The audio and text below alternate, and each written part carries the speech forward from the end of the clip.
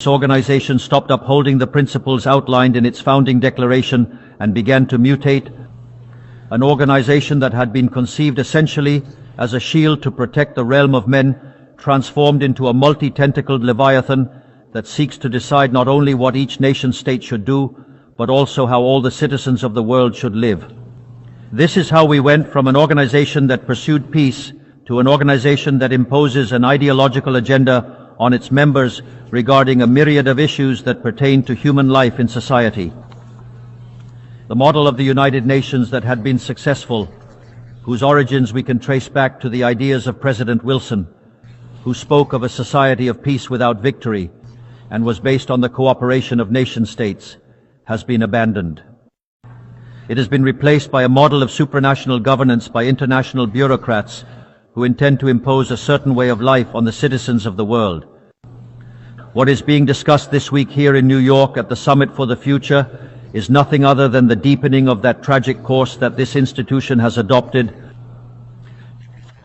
from a model that, in the words of the United Nations Secretary himself, demands the definition of a new social contract on a global scale, doubling down on the commitments of the 2030 Agenda. I want to be clear about the position of the Argentine agenda. The 2030 Agenda, although well-intentioned in its goals, is nothing more than a supranational socialist government program that aims to solve the problems of modernity with solutions that undermine the sovereignty of nation-states and violate the right to life, liberty, and property of individuals.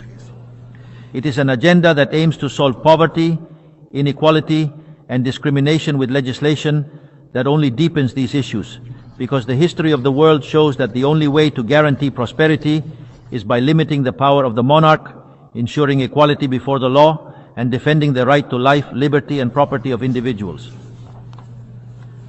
It has been precisely the adoption of this agenda which responds to privileged interests and the abandonment of the principles outlined in the Universal Declaration of Human Rights of the United Nations that has distorted the role of this institution and set it on the wrong path. Thus we have seen how an organization that was born to defend human rights has been one of the main drivers of the systematic violation of freedom, such as the global quarantines during the year 2020, which should be considered a crime against humanity. In this very House that claims to defend human rights, they have allowed the entry of bloody dictatorships like those of Cuba and Venezuela without the slightest reproach. In this very House that claims to defend the rights of women, it allows countries that punish their women for showing skin to enter the Committee for the Elimination of Discrimination Against Women. In this very House, there has been a systematic voting against the State of Israel, which is the only country in the Middle East that defends liberal democracy, while simultaneously demonstrating a total inability to respond to the scourge of terrorism. In the economic sphere, collectivist policies have been promoted that undermine economic growth, violate property rights, and hinder the natural economic process, preventing the most disadvantaged countries in the world from freely enjoying their own resources to move forward. Regulations and prohibitions driven precisely by the countries that developed by doing the same things they now condemn. A toxic relationship has also been promoted between global governance policies and international credit organizations, demanding that the most marginalized countries commit resources they do not have to programs they do not need, turning them into perpetual debtors to promote the agenda of global elites. The oversight of the World Economic Forum has also not helped, where ridiculous policies with Malthusian blinders are promoted, such as zero-mission policies, which primarily harm poor countries, and policies related to sexual and reproductive rights, when the birth rate in Western countries is collapsing, signaling a bleak future for all. The organization has also not satisfactorily fulfilled its mission to defend the territorial sovereignty of its members, as we Argentinians know firsthand in relation to the Malvinas Islands. And we have even reached a situation where the Security Council, which is the most important body of this House, has become distorted because the veto of its permanent members has begun to be used in defense of the particular interests of some. This is where we stand today, with an organization powerless to provide solutions to the real global conflicts, such as the aberration and abhorrent Russian invasion of Ukraine, which has already cost the lives of more than 300,000 people, leaving over 1 million injured in the process. An organization that, instead of addressing these conflicts, invest time and effort in imposing on poor countries how and what they should produce, who they should associate with, what they should eat, and what they should believe, how it intends to dictate the present pact of the future. This long list of errors and contradictions has not been without consequence, as it has led to a loss of credibility for the United Nations among the citizens of the free world and has distorted its functions. That is why I want to issue a warning. We are facing an end of a cycle. Collectivism and the moral posturing of the UOC agenda have collided with reality and no longer have credible solutions to offer for the real problems of the world. In fact, they never did.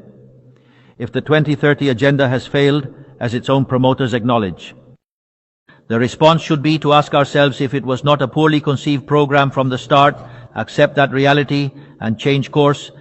One cannot insist on persisting in error, doubling down on an agenda that has always failed. The same happens with ideas that come from the left.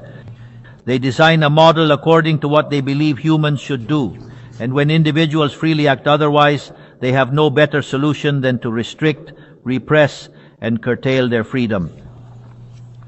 We in Argentina have already seen with our own eyes what lies at the end of this path of envy and passions. Poverty, ignorance, anarchy, and a fatal absence of freedom. We still have time to steer away from that course. I want to be clear about something to avoid any misunderstandings.